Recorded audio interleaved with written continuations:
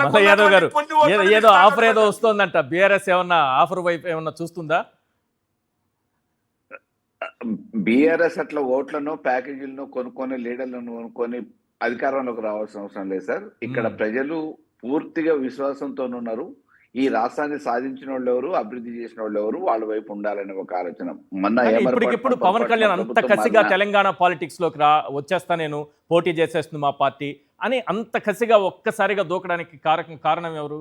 ఇక్కడ తెలంగాణ ప్రజలు, తెలంగాణ వాదులేనా, తెలంగాణ రాజకీయ పార్టీలేనా ఆయన రెచ్చగొట్టి మరీ రమ్మని చెప్పింది? సార్, ఆయన వృత్తి సినిమాలలో హీరో వేషం వేసినట్టు ముఖానికి రంగు రాసుకొని మాట్లాడితే ప్రేక్షకులు ఆదరించినట్టు ప్రజలు, ఓటర్లు ఆదరిస్తారేమో అని చెప్పేసి అని అనుకున్నాడు. కానీ సాధ్యపడే విషయం కాదు. సినిమా వేరు, నిజాలు వేరు. తెలంగాణ ఆంజనేయ స్వామికి టీటీడీ నిధులు ఇచ్చారు కదా. టీటీడీ నిధులు దేవునికి ఇవ్వటం, అది తెలంగాణ ఏదో బాగు చేయటం అనేది కాదు. మరి అట్లా అనుకుంటే తెలంగాణ ప్రజలు టీటీడీయే కాదు, దేశంలో ఉన్న, ఆంధ్రాలో ఉన్న అనేక దేవాలయాలకి చందాలిస్తున్నారు, దర్శనాలు చేసుకుంటున్నారు. అనేక రకమైన కనకదుర్గమ్మకి మేము కూడా మొక్కులు తీర్చొచ్చినాం కదా. అవును, తెలంగాణ ప్రభుత్వం అధికారికంగా పోయి కనకదుర్గమ్మ అమ్మవారి దేవుళ్లకు కూడా ప్రాంతీయవాదాన్ని అంటగట్టారా పవన్ కళ్యాణ్ గారు ఇప్పుడు? అంటే అతను ఏదో రకంగా క్లెయిమ్ చేసుకునే ఆలోచన చేస్తున్నారు సినిమా స్టైల్లోనే.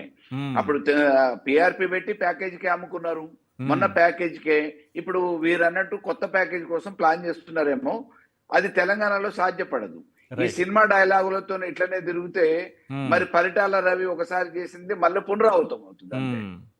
Right right. రజనీ గారు, ఒక విషయం చెప్పండి. తెలంగాణలో ఇక్కడి రాజకీయ పార్టీలు పవన్ కళ్యాణ్ని ఎంతలా టార్గెట్ చేస్తే, ఎంతలా తిడితే అది అంతలా ప్లస్ అవుతుంది ఏపీలో అని పవన్ కళ్యాణ్ గారు ఏమన్నా భావిస్తున్నారా ఏంటి? ఎందుకు రెచ్చగొట్టి మరి వారితో ఏదో ఒక మాట అనిపించుకుంటున్నారు? సరే, అసలు ఆంధ్ర రాష్ట్రంలో ఏమీ చేయడానికి వీలు లేకుండా మీరు కట్టెలు కట్టేసి ఈ రోజు తెలంగాణలో మాట్లాడుతున్నాడంటే అంతా మీ వల్లే సార్, మీ వల్లే. ఈ రోజు ఢిల్లీ దాకా పోయి ఆయన మాట్లాడితే అరే జగన్ గారిని ఏమి అనడానికిలే, ఇటు చూస్తేనేమో కూటమిలో ప్రభుత్వాన్ని ప్రశ్నించడానికిలే.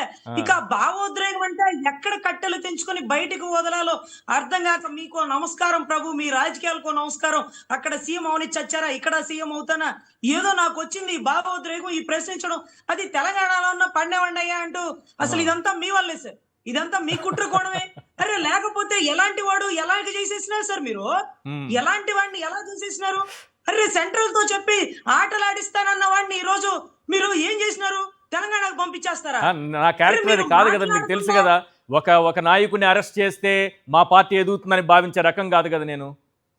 సార్ అసలు అపరిచితుడు కమ్మ మొగుడు సామెతలు సార్ ఇవన్నీ. అసలు ఆయన చెప్పిన మాటలే. నేను అసలు ద్వారం పూడిని గుడ్డలు ఇప్పుడు తీసుకొడతానన్నాడు, కనీసం గుడ్డలతో అన్నా అరెస్ట్ చేయండి అంటే అది లేదంటాడు. అరే ఇక్కడ ఏమి చేయనీకన్నా మీరే రెండు చేతులు కట్టేసి తెలంగాణలో ప్రశ్నిస్తుంటే అక్కడ కూడా మీరు దూరేసి అక్కడ ఏం చేసేస్తాడు రజనీ గారు? ఎక్కడో చాట చేయనివ్వండి ఆ స్వామి, మొత్తం మీరే చేయాలా, మొత్తం మీరే చేయాలా, చేసుకున్నారుగా. ఇప్పుడు ఆంధ్రాలో ఆంధ్ర ప్రజలు ఈ ట్రాప్ లో పడతారేమో అని, ఆంధ్ర ప్రజలు ఈ ట్రాప్ లో ఇది చాలా దారుణం. ఇప్పుడు దీన్ని ఏం చేస్తారు? ఆంధ్రుల మీద దాడి అని క్రియేట్ చేస్తారు, దాన్ని క్రియేట్ చేసి చూసారా నేను ఎన్ని తిట్లు తింటున్నాను మీకోసం అంటారు. మరి ఆయన ట్రాప్ లో పడతారా లేదా ప్రజలు? సార్ ఆయన అరెస్ట్ చేపిస్తానని చెప్పారు, కనీసం సిఐడి నోటీసులు ఇవ్వలేకపోయాడు, మెట్లెక్కించలేకపోయాడు. సరే చంద్రబాబు నమ్ముకుంటే చంద్రబాబు ఏదో చేస్తాడు అనుకున్నాడు, సెంట్రల్ అంది అయి తుఫాని అంటే సెంట్రల్ అరెస్ట్ చేసిద్దేమో అనుకున్నాడు. అందరూ కలిసి ఈ రోజు జగన్ గారి జోలికి వెళ్ళొద్దు అని ఎవరు చెప్తున్నారు సార్? తెలంగాణ జోలికి వెళ్తే అక్కడ కూడా మీరే వస్తే ఎట్లా? మీరు మీ పని ఆంధ్రాలో చూసుకోండి, తెలంగాణలో ఆయన పని ఆయన చేసుకుంటాడు, ఆయన ప్రశ్నిస్తాడు. అరే అక్కడ నేనే, ఇక్కడ నేనే, ఈ చోట నేనే, ఆ చోట నేనే అంటే ఇక ఎక్కడ స్వామి మేము రాజకీయం అంటే తెలుగు భాష లెక్క ఆడా ఉంటాయి అన్నట్టు. అదే ఆఖరికి అదే అయిపోయింది. ఇంకా అక్కడ అల్లు అర్జున్ దించుతారేమో, నాకు తెలిసి అల్లు అర్జున్ దించుతారేమో. మీకు ఎలా అయినా చేయగల సమర్థులు స్వామి, ఎటు నుంచి వస్తున్నారో అర్థం కావట్లా. ఇవాళ మాట్లాడితే 2 సంవత్సరాల తర్వాత ఒరిజినల్ పవన్ కళ్యాణ్ ఇవాళ చూసినాం సార్. అది తెలంగాణలో, ఆంధ్రాలో ఇంత మాత్రం భావోద్వేగం ఏ జగన్ అని ఒక్కసారి అంటాడేమో అని చూస్తున్నా.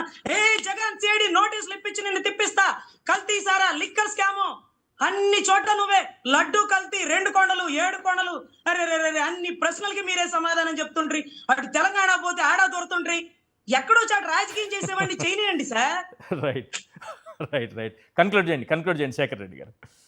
సార్ నాకు సనాతన ధర్మం అంటే ఏంటో ఈ రోజు ఒక క్లారిఫికేషన్ వచ్చింది సార్. ఏంటది? సనాతన ధర్మం అంటే సార్ భువనేశ్వర్ లో తిరుమల తిరుపతి వెంకటేశ్వర స్వామి ఆలయాలు కట్టించారు, హైదరాబాద్ లో కట్టించారు, చెన్నైలో కట్టించారు, జమ్మూ కాశ్మీర్ లో కట్టించారు, ఆఖరికి అమెరికాలో కూడా వైఎస్ఆర్ కాంగ్రెస్ పార్టీ ఉన్నప్పుడు తిరుమల తిరుపతి వెంకటేశ్వర స్వామి యొక్క ఆలయాలు కట్టించారు సార్. మరి జగన్మోహన్ రెడ్డి గారు కానీ వైఎస్ఆర్ కాంగ్రెస్ పార్టీ కానీ అక్కడికి పోయి మీ రాష్ట్రం మీద మాకు ప్రేమ ఉంది, ఇక్కడ గుడి కట్టించాం కాబట్టి మాకు ఓట్లేయండి అని అడగడమా సనాతన ధర్మం? నేను అడుగుతున్నాను సార్. నిజమైన సనాతన ధర్మం అది కాదు. దేవుడి మీద నిజమైన భక్తి ఉండడం సనాతన ధర్మం. దేవుడిని రాజకీయాలకు వాడుకోవడం స్వార్థం అంటారు సార్. ఇంకొక చిన్న విషయం సార్, సో కోడి చెరువు దగ్గరికి వెళ్తే క్రిమినల్ కేసులు పెడతా అంటున్నారు సార్. మరి సరస్వతి భూముల దగ్గరికి వెళ్ళినప్పుడు పెట్టాలి?